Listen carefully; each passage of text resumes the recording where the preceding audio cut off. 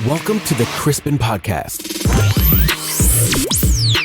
the show where we talk about trending topics from people to lifestyle with your host, Crispin. We're thrilled to have you join us on this journey.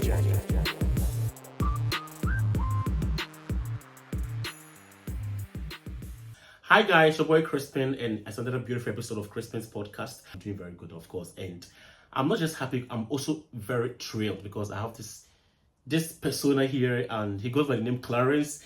Now listen, Clarins has so many accolades, okay, so I'll try to mention all his accolades. If I can't, he'll just have to continue, okay. So Clarins is a friend, he's an ex-colleague. What else? He's from Cameroon, he's an entrepreneur, a real estate, he's into real estate, and then what else? Please continue. Well, basically, I work as an inventory personnel in a pharmaceutical company. Okay. In Berlin. Like I said, I'm into real estate development, and I'm also a philanthropist back in my country. So there's just a lot about me, and I try as much as possible to leave my footprints on earth as long as I can leave. I mean, you heard it right. From his own mouth, you know, he's what we call jack of all trades. Like, he has all the attributes and all the accolades. So, I mean, in fact, you know what? Welcome to my Christmas podcast. Thank you very much. And I know this was not planned. This was just like an impromptu. You just came for like a drink up and like, let's do something. So, yeah. So thank you so much for actually reserving your time for Crispin. You know, so because this is Crispin's podcast. This is where we talk about real people and lifestyle and everything. So welcome. Thank you. So before you actually arrived here, okay, I was talking about lifestyle, people's lifestyle, and what do you think about life? Because for me, for instance, like, do you think life is a scam? Because now we are adults, we didn't used to pay bills, now we are paying bills and all that. What do you think about life now? How can you define life to somebody who's just like a teenager? Because teenagers, they don't know much about life, right? Well, basically what I can say about life is, like they say, life is what you make it.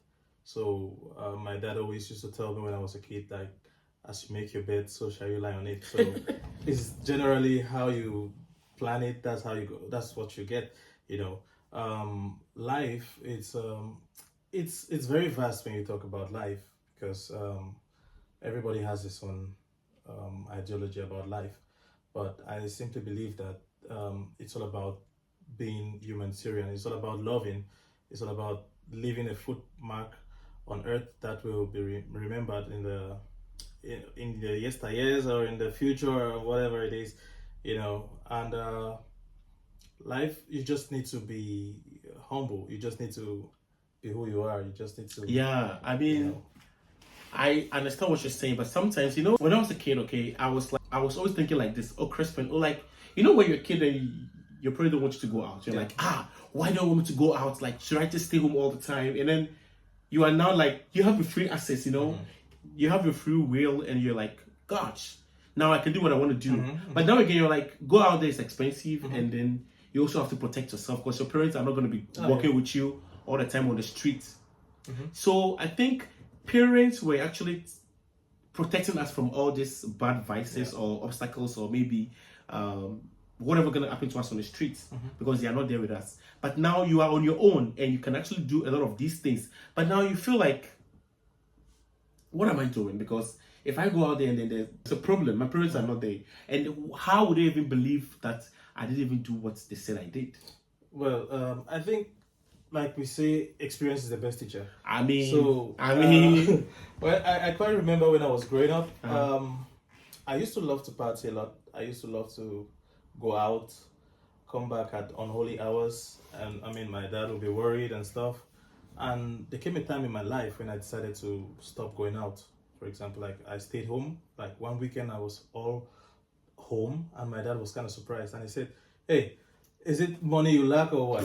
I said, "Yeah, I don't have money," but he said, "Okay, have this money and go out and have fun." I was like, "No, I don't want to. I'm tired." And he was like, "No, you need to go and have your fun." So there is a point in life when you get to realize that all those things don't really make sense.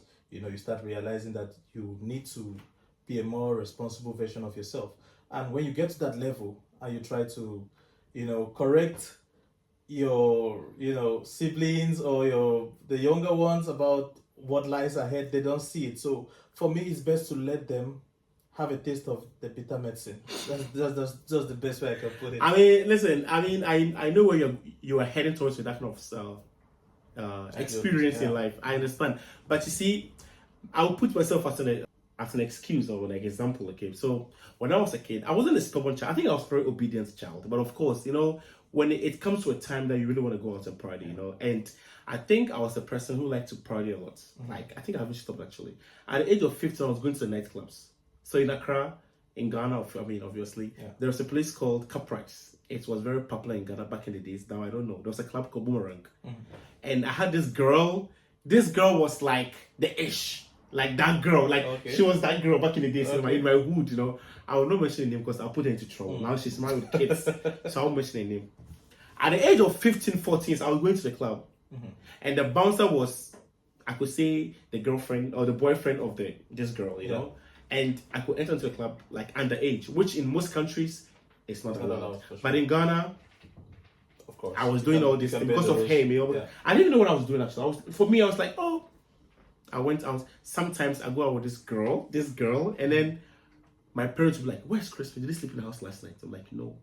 And bear in mind, after I go out and I chill all the same night, the next day I have to be in class. Oh. So I go to class and my ass is like red. I'm like, Chris, where were you last night? Like, I was sleeping in the house. Like, you see that I need to sleep, And I think I was rushing because then again I didn't know all these things because I was still a teenager, Yeah. So for me, I always tell my friends that I am not experienced, I'm just exposed. Mm-hmm. And they always like, Chris, what do you mean by you're not experienced but you're exposed? Because there's two different things. Of course. Now, when I say I'm exposed, what I mean is that I've seen it with my eyes. Mm-hmm. And I've been around it. Mm-hmm. But I've not really experienced it as in me. There's a difference. Yeah. So there's a difference between experienced and exposed. So me, I'm more exposed, I'm not experienced. Of course. So, I mean, for me, sometimes we read books, they always say life is adulthood is a scam. Mm-hmm. Do you believe that? Mm-hmm. That adulthood is a scam? Well, I do believe it. I strongly do believe it. I mean, once you're a baby or you're a teenager or you're, in your youthful age, you get to be provided all the things. I always like to highlight the fact that I always like to bring on African riddles and parables because it has a lot of meaning. They say you will never know. They say only he who wears the shoes knows where it pinches. How exactly? So our parents know the responsibilities that lies ahead, the responsibility, how much effort it takes to bring up a child, but we don't because we get everything we want. So when we get to the adulthood stage and we have to provide for ourselves, only then do we understand what our parents go through, and we so very much regret it. Let me ask a simple question. Yeah. Did you ever talk about most cases? So for me, it's a scam, kind of. Well, in a funny way, I kind of understand what you're trying to say. Sometimes also we have, but then again, don't you think parents were very strict on us? Well, African parents. Yeah, for African parents, I would strongly say the orientation they gave us is totally different from the ones the Western world gives to their kids, because they try as much as possible to make them free and open-minded to be able to share whatever trauma or whatever they're going through, and that's a problem that we Africans face as far as our parents are concerned. For example, I quite remember when we're watching telenovelas back in Cameroon, when there comes a scene, the kissing scene, awkward scene. My dad would turn towards us and you guys go to the room and stuff like that. I'm not trying to interject you onto this, but African parents have a way of saying no to you. Yeah. I mean, if it's a signal. Mm-hmm. They don't have to open the mouth. Yeah. Just by the eyes. Mm-hmm. You know what I mean. Actually, it's a good and a bad thing, because it makes the child very naive to even share his or her plight. Mm-hmm. He might be going through some kind of situations, but he doesn't know how he's going to address to the parents to explain to them. And but here in the Western world, kids are allowed to share whatever thing they're going through. Mm-hmm. A lot of girls, for example, in Africa, they when they start, getting into adulthood and they start experiencing strange occurrences in their systems, they don't even know how to confront their mothers or their fathers to explain the situation to them. Whereas over here, the children already have an orientation of exactly what's going to happen in their system. So they have a wide knowledge of it. But in Africa, for example, they don't even know. Most of them happen to experience that occurrence while they're playing. They don't even know there's a certain age that they start experiencing certain things. So I think it's high time African parents started learning how to mellow, like I call it mellow. Of course, I'm mellow, yeah. To be a little bit like, slow it down, you know. Because for me, it's very important. Even when it has to do with relationships and stuff, they have to say, there comes a time in your life that you need a boyfriend, you need a girlfriend, and you just have to be cool with it. You can guide them, but you don't necessarily need to restrict them, because the moment you restrict them from having access to that social life, which is a norm in our society today, then they would only need to find a way to do it clandestinely. And for me, I think that's something that really needs to be targeted and attended to. Let me ask a simple question. Yeah. Did you ever talk about sex with your parents? Absolutely not. Actually, I'll tell you one story. Well, I'll tell you one story. I know. Okay, I'll tell you my own. I'm gonna spill everything out right now. Yeah, spill it out. In Christmas podcast, we spill everything out. Let it out. So I quite remember there was a time I had this girl. She was quite a very beautiful girl. I was young. I was like maybe 17, and she was like 15 or 16 or so. So we're having a teenage love affair and stuff, like teenage love life. It was quite platonic. And well, this day, I actually invited her to my dad's house. I won't call it my house. Okay, that's I feel you. So I invited her over, and the goal was to maybe get her over, serve her something, and then knock it out. Not knock it out, but just use that opportunity to kiss her. Okay. My dad was actually cooking, and I must say my dad was, he's of late. It's in blessed memory. Yeah. He was the one handling all the activities, like he was cooking that day, and he stepped out to get some stuff from the roadside, and I thought he had stepped out of the house completely. So I went and I locked the door. I was trying to entice, not bang her. I was just trying to entice her so I could maybe get to kiss her and stuff. But not long afterwards, I heard a knock on the door, and that was my dad again. I was like, oh man. Awkward. So I went and I opened up the door. Awkward. I opened up the door for my dad to step in, and he's a smart guy, so he already knew the games I was trying to play. What time it was? He knew what time it was. Of course. Yeah, so he went into his room. I was thinking he's gonna get angry and stuff, but he went into his room and he stepped out with some money, and he gave me. He said, "Hey, take her out on a date. Give her a proper date." Your father was very protective. I mean, your father was very like a pop culture father. Yeah, for sure. And my father. And he didn't do that because he didn't want me to have something with her, but because he wanted me to do it the proper way. So he asked me to. Then he was really. Out. I mean, my dad was a very good dad. Your dad also. And he knew for sure taking her out, such things might not happen because we Africans, we don't kiss in public. It's more like a taboo. I mean, I feel you. Yeah. That's a very interesting one to say because for me, my dad was a military guy. Yeah. Before he's also late now. And in my house, you can bring a girl in the house. You can. I had female friends, of course. I mean, we were still doing whatever. We were still doing stuff. You understand? Yeah. But of course, in their eyes, I was still their baby. Made their child up to now. My mom still pets me like I'm like a 2-year-old baby. But I want to add to what you just said, but I just want to go back a little bit into the story. So I never discussed sex with my family. And it's very interesting. At my current age.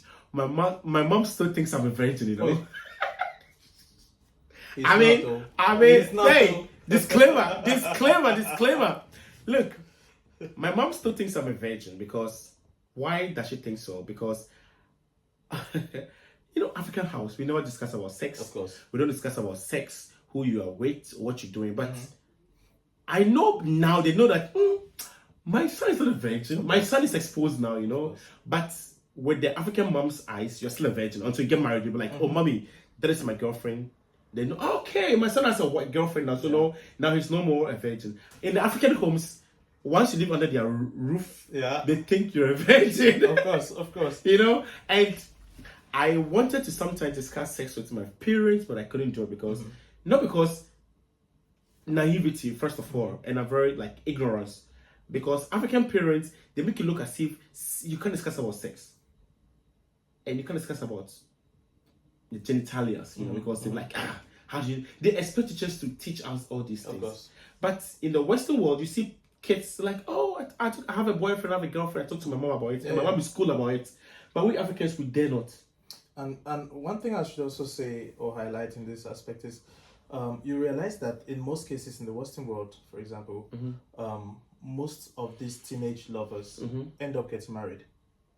That's what I've noticed about the Western world. Yes, most of the teenage lovers end up getting married. But in Africa, because we are restricted from certain things, we don't get to that level where we can say, okay, this is the person I want, and the family already knows about it.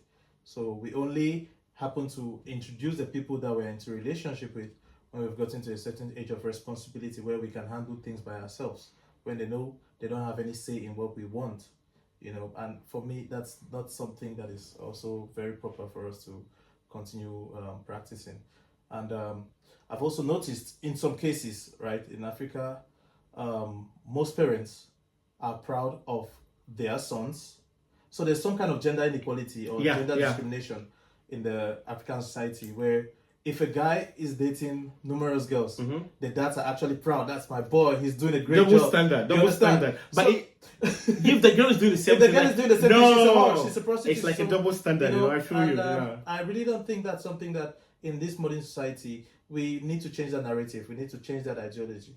We need to try to make the women feel more confident in themselves and in whichever decisions they take. Yeah. Because I believe it's best you experience it and then you get to a level where you don't want to try it anymore. Exactly. Rather than getting into a matrimonial home or, you know, getting married, and then that's when you start realizing, hey, you missed out a lot, and then that's when you want to go back into that lifestyle and try to experience it.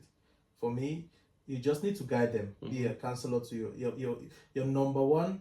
Your number one teacher should be your dad, your parents. Actually. Your parents. Sorry about that. Yeah. Your number one teacher should be your parents. So for me, it's a responsibility for parents, mostly African parents, to guide their kids. Sure. You know, there's true, nothing to be. Your parents should be your best friends. You know. Yeah, but it's like, you see, no, what you're saying, you are like 100% like legit. But you see, the problem is that, like, I will always use myself as an example. Okay, I came from a military home, and my father, for African home, let me just call it an African home. You see, the problem is that we're exposed. We go to school with foreign students and different background, like home upbringing, different people in the school. But the problem is that sometimes even break time at school, I hear what some of my colleagues, my classmates are saying, and I'm like, wow. Even, I don't know about Cameroon, but in Ghana, teachers were just like abusing us for no reason. They punish us for no reason. Okay. And even if I go and tell my parents, look, I was in the class, I was very quiet, I didn't do anything, but I was punished. My parents will never come with me to school and go and ask, like, to confront the teacher, saying, why do you punish my son? They don't do that. They believe that the teachers are always right. Exactly. And it is something that I've grown to have resentment towards parents. Like, I got punished for most of the things I didn't do.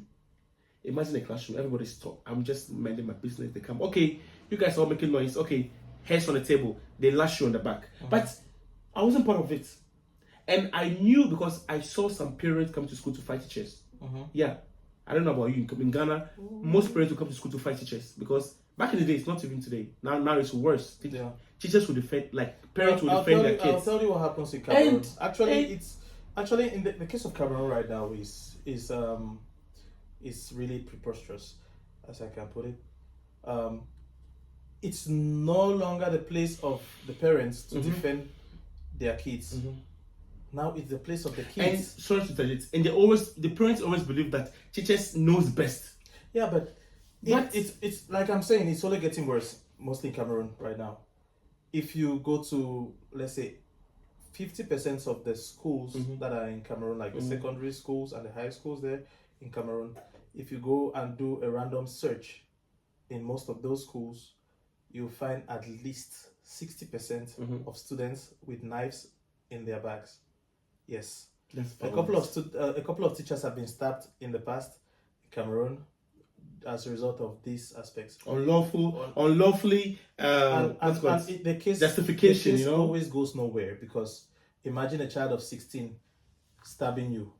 Now, he's underage. Minor. But the impact of what he's using against you will still be the same as that of an adult against you. So he would stab you, and he knows fully well the case is not going anywhere because he's a minor. That's crazy. And that's as a result of self-defense, according to them. Because they've been going through a lot of we have counselors in a lot of schools, but I swear in my schools, or the schools I've been through, counselors are the least operational workers.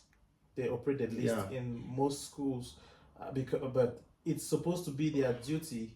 They should come before even the main teachers who teach the various subjects. Counselors are supposed to be the ones to guide the kids in school after the parents have done their jobs at home. But they don't. They just sit around and just eat free salary and whatever. Government. So that makes the children profits. Yeah, it makes the children kind of outrageous. They become very Yeah, I mean, I understand, and I think this generation now, like you and I, our nieces and nephews, they are now actually like realizing it. Our time, we're very naive, we're very ignorant. Like, what if? We were like, what if I do it? What if, But now our nieces and nephews, they are very like, these days, my nephew and my niece, like, they come from school sometimes. Yeah. I'm like, when I was in, like, they were like, oh, Crispin, I have homework. I'm like, can I help you? Like, no, I'll do it myself. They go on the computer, what's called the intelligence or something. ChatGPT, like the AI, they just go there, they just do the homework. There's less stress now. They can do their homeworks. They don't need parents to actually sign homeworks. They do it themselves. I think the new generation, I mean, I always want to say, I'm not a Gen Z. We are not Gen Zs. Actually, we are not. We are more like a millennial. We are millennials, We are not. The Gen Zs are actually having it more easier than our time, because our time there was no phones in school, of course. But now they have phones in, like my nephews, they all have phones. They are as low as 10 years they have phone. I'm like, wow. Yeah, but it all comes with it has its pros and cons as well. We have to also see you're seeing just the good side right now, but there is also a lot that applies to it. Back in our days, yes, we used to study a lot of stuff. We used to pick on a lot of subjects, and we end up being a jack of all trade and a master of none. I know, right? To an extent, it still helps, because I find myself here in Belgium, for example. I get to react to questions that are based on what I'd studied in the past, because I did general education, and I get to have a knowledge of every other thing. But most of the kids we have nowadays, they don't necessarily need to put themselves to work to get the answers that they need. And it makes them lazy, they just do it to get the results and not the knowledge. Yeah. You get it's it? Like quick. They just want to pass whatever exam they have, and they don't want to retain that information in their memory. And for me, the education we had back then is way better than the one now. It's relaxed now, but to a fault. That's what I can say. It makes sense on that. Me personally, okay. If you should ask me, Crispin, what do you think life is? Okay, in my own perspective about life, I think life is how you make it. Life can make you, life can break you. Yeah, that's what I have come to realize in life. Whatever you're doing, as long as I always have a rule. Even my pastor always says the same thing. So look, in this life, as long as you are not killing anybody, you are not destroying anybody, you are not stealing from anybody, do what makes you happy. At the end of the day, you are not going to judge me. I'm not going to judge you. It's only one person going to judge, which is God. You understand? So, in this case, what are some of the things you would do to your kids that your parent didn't do to you? That's a tough one. I know. Well, sadly, I'd like to say I lost my mom when I was 2 years old. Okay. So I didn't have the opportunity to experience the love of a mother. Okay. That notwithstanding, it was more like a springboard to me to learning new things. Because it's like the case of a handicapped person. Say he can't walk, for example. He's gonna build up other abilities, other ways to walk. Maybe with his hands and with the crutches and everything, Handicap. Yeah. If I lose my right hand, for example, I have to make use of my left hand. So in the absence of my mom, I had to learn a lot of things. I learned how to cook. Like you grew up so fast. Yes. I learned how to cook. I learned how to make my own bed. I learned how to do a lot of things. But a lot of kids now, they grow up becoming mommy's boys and everything. I'm a mommy boy, by the way, so... Yeah, exactly. Yeah. So, well... But very responsible, of course. The one thing I would really say I wouldn't want my child to experience is... I would always make room for him or her. I always make room for them. I'll make myself, first of all, before a dad, I make myself their friend. Make a social platform for us to communicate about anything that's going on in their lives, because I should be the first person to know what situation he's going through, be it their sexual orientation, be it if they're having any educational backlashes or whatever it is. I think it's important for me to know about it, and since I have more experience than them in life, I'll be in a better position to put them on the right track. And I would also like to give them the chance to excel in whichever field they choose to. I wouldn't want to be a kind of dictatorial parent who's going to tell them, I want you to do like this, I want you to do like this. No, it's up to me to let them know you can do whatever you want to do. You can be whatever you want to be. But I will give you my own advice on it. I'll give you my take on it. I'd like to bring this up. I had a friend, like he was into, I wouldn't want to call the name. I know. Yeah, so the dad used it's to start with a Y, right? Exactly. Yeah, I know it. A Y. So he was into. It's a Y word. He was always changing cars. Okay. He was always changing cars and stuff. Flamboyant. Man, he was living the life. He was always changing cars. And the dad, he's a very educated person. I respect him for that as well. He didn't scold his kids. He didn't do anything wrong about it. He didn't call the police on them. But he told them one thing. This thing you're doing is either going to make you a very rich man tomorrow, or it's going to end you behind bars. So as a smart kid, you need to choose wisely, But even if you don't, life always gives you options, It gives you the option, you go through it. If you fail, you know where you find yourself, and you can pick up from there. Very nice, And I like that. Another thing I know about life is, my dad always used to say, don't complain that roses have thorns, but be happy that thorns have roses. The same as when life gives you lemons, make lemonade out of it. Lemonade. When life shows you pepper, make pepper soup. Shake. So you understand? I never heard that one. I like that one. In every situation, in every turbulent situation, know that there is always a way out. You can always make your own world. You don't always have to be the kind of person who complains about everything that's going around you. Just laugh it off and, Well, that's very nice. That's so thoughtful of you to say that. So for me, I think if I ever become a parent, okay, I would like my kids to see me as their friend first of all, before a father, because I would like my kids to come to me and tell me that this is what I'm going through. I'm having just like amnesia, anxiety. I want to be their best friend. The issue, I have that with my mom actually, but I don't have that with my dad.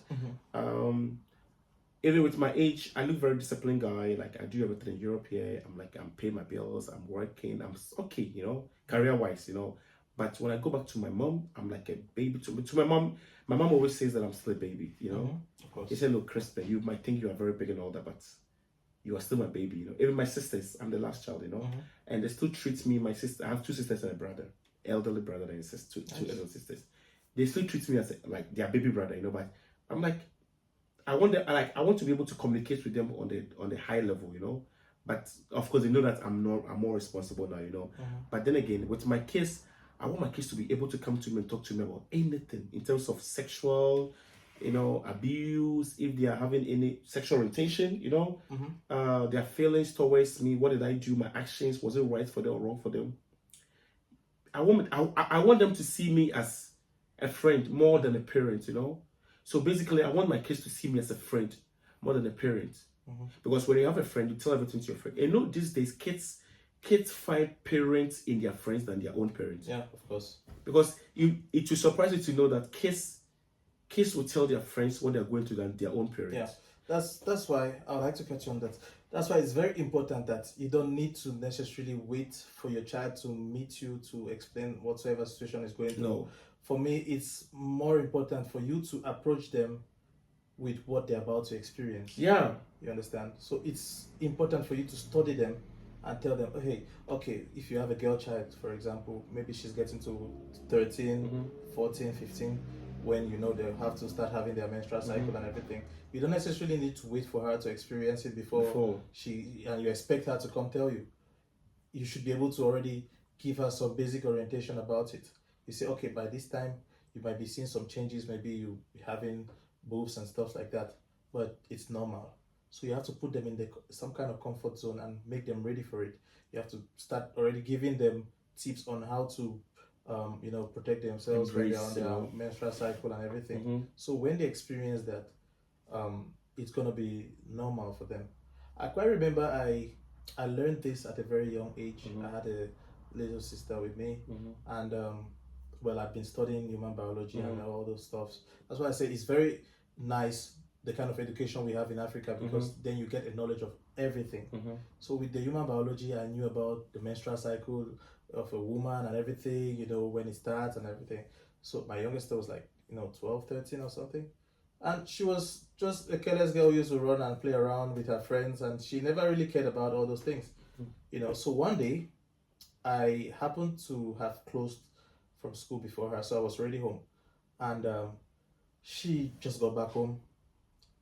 She had her pullover wrapped around her waist. That was quite strange. As usual in Ghana. And she got back home, and the first thing she did was rush into the bathroom, took a shower, and then that was it. That was strange, because I know she would usually come home, Hug you, eat.